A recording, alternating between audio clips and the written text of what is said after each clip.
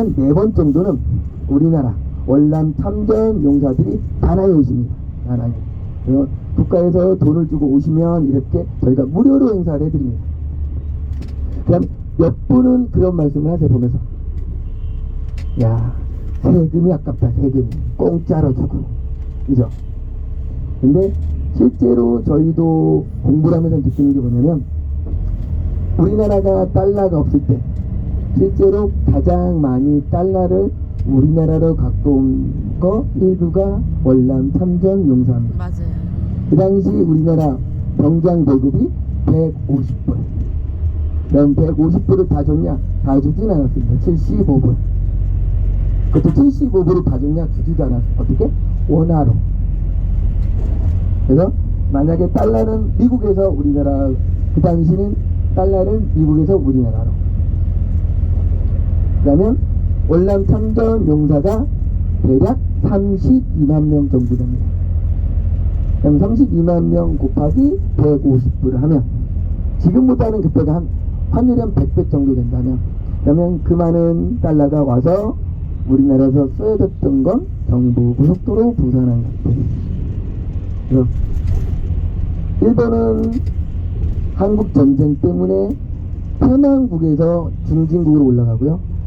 한국은 월남 전전에 참전했다는 이유 하나만으로 약간 조금 더 잘 사는 나라. 그래서 베트남에 오면 참전 용사들과 만나면 어느 정도 그런 약간의 자부심 들 수 있고, 그래도 우리 때문에 우리가 잘 사는구나라고. 그러면 32만 명의 숫자가 늘어났지는 없지 않습니까? 참전을 했기 때문에. 근데 항상 32만 명은 유지합니다.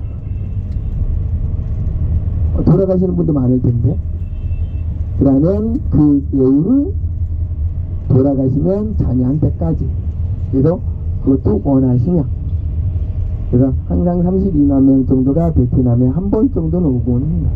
그래서 옛날에 우리한테 줬던 건 할부로 지금 갖고 계십니다. 우리나라가 월남 참전 용사들한테. 그리고 박정희 대통령이 처음에 베트남 다낭에 방문했을 때, 대통령이라는 사람이 와서 우리나라 군사들을 보고 열심히 싸우는 걸 봤는데 해줄 게 없더랍니다. 남의 비행기를 얻어 타고 온 현실 속에서 해줄 수 있는 건 많이 없더랍니다. 그래서 그 당시 박정희 대통령이 물어보셨답니다. 수많은 우리나라 한국 장병들한테, 혹시 나한테 바라는 게 있어? 그랬더니 장병들이 원했던 게 딱 하나랍니다. 대통령 손 한번 잡고 싶었답니다. 그건 다 해줄 수 있잖아요. 그래서 그거야 뭐 해줄 수 있죠. 그래서 수많은 장병들과 일일이 악수를 하셨답니다. 그리고 돌아가실 때 오른손과 왼손을 비교해보니 오른손이 하도 세게 잡아서 2배만큼 부러졌대요. 손이 띵띵 부러졌대요. 이유는 살아서 마지막 보는 대통령입니다. 그분들한테는. 그래서 32만 명이 참전한 월남전 중에 사망자는 5,000명, 15,000명 부상자, 다수의 고엽제 환자. 그리고 참전 기간은 8년 9개월 정도 됩니다. 기나긴 전쟁 속에서, 그리고 다낭이라는 도시는 남베트남에서 가장 중요한 거점이기도 해요.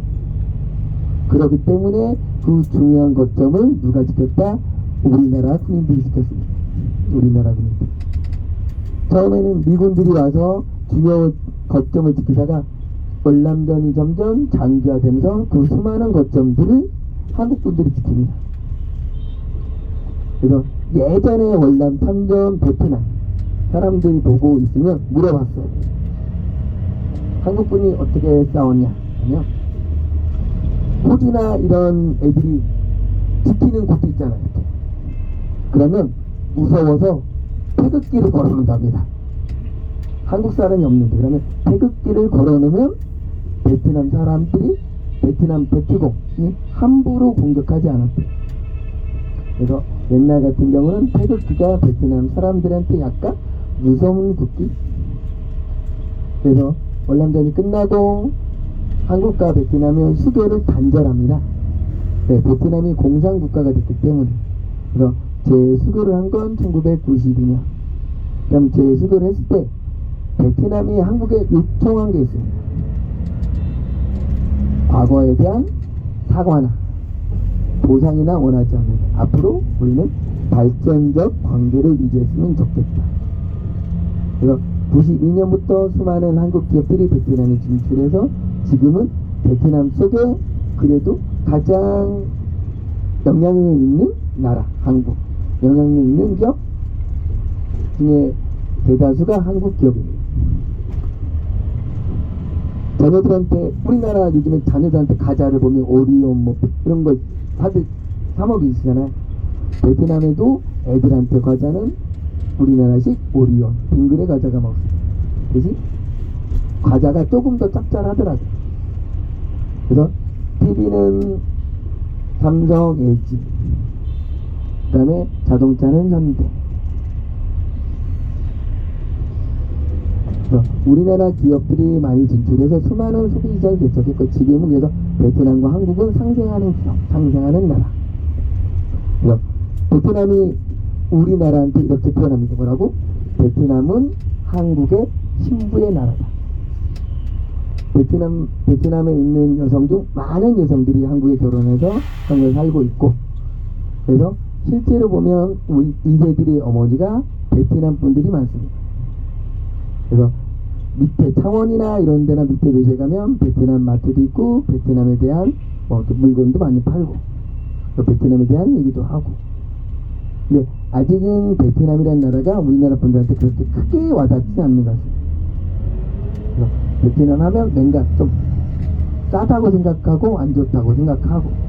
근데 베트남에서 물건을 잘못 만들면 베트남 벌은 조금 더 셉니다. 예를 들면 메이드 인 베트남이라는 물건을 만들었는데, 만약에 그걸 짝퉁으로 만들었습니다.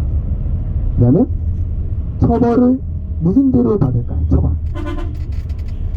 베트남에 있는 어떤 물건이든 상관없는데 메이드 인 베트남이라는 브랜드를 박아놨는데 짝퉁이라 안 좋은 물건을 만들다 나중에 잡히면 처벌을 받습니다.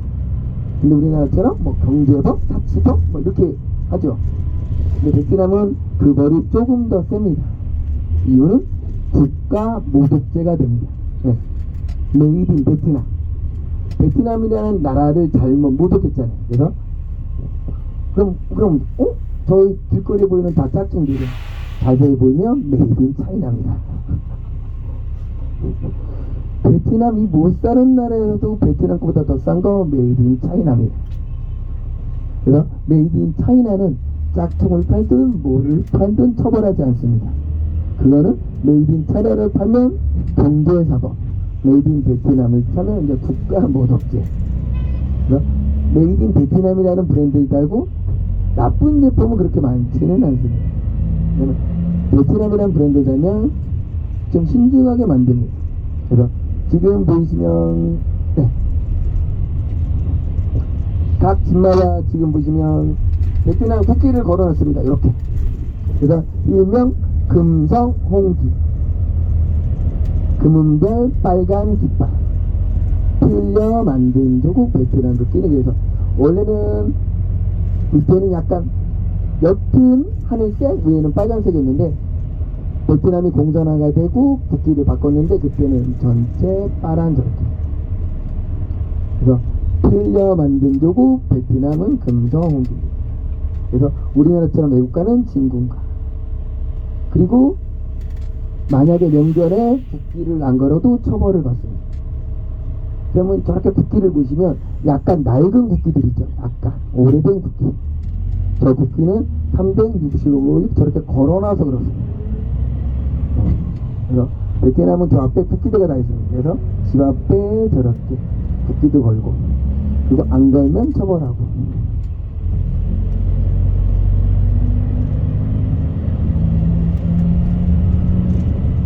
그리고 왼쪽으로 보시면 집들을 자세히 보시면 되게 좀 정면에서 보시면 조금 더 좁죠. 정면 부분은 조금 좁습니다.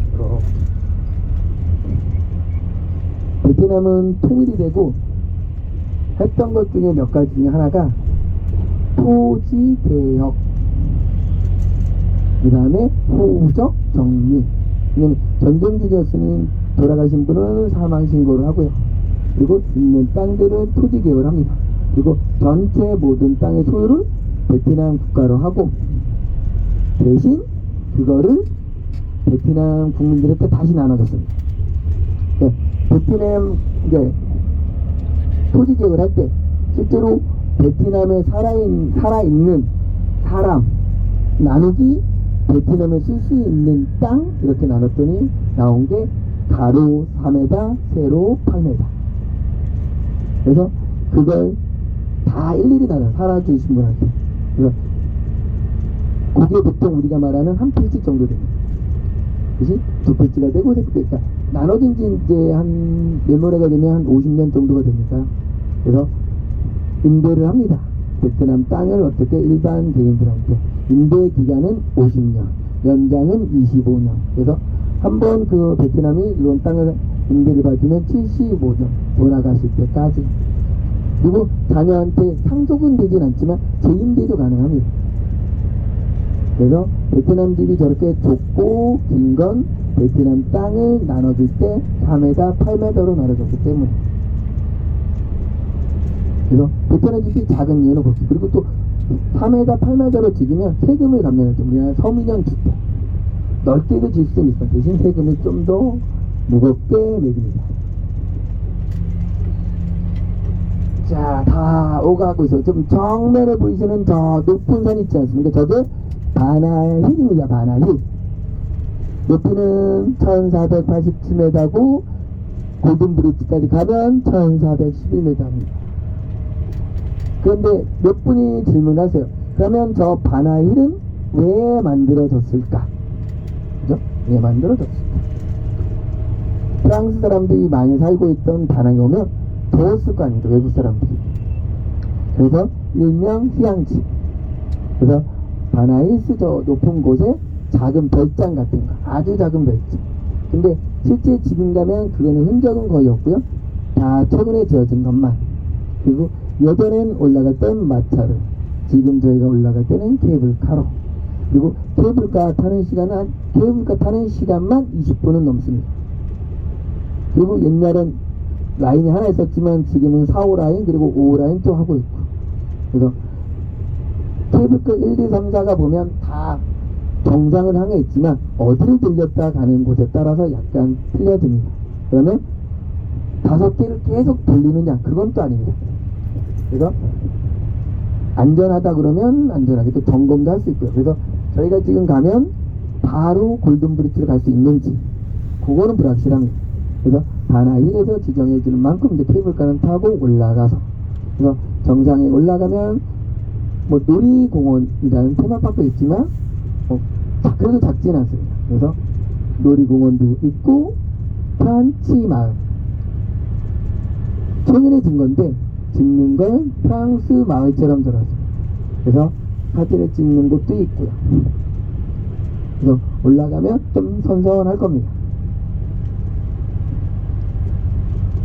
그리고 이런 말을 드리면 죄송하지만 제가 살아생전에 저 바나힐의 완공을 못 봅니다. 왜요?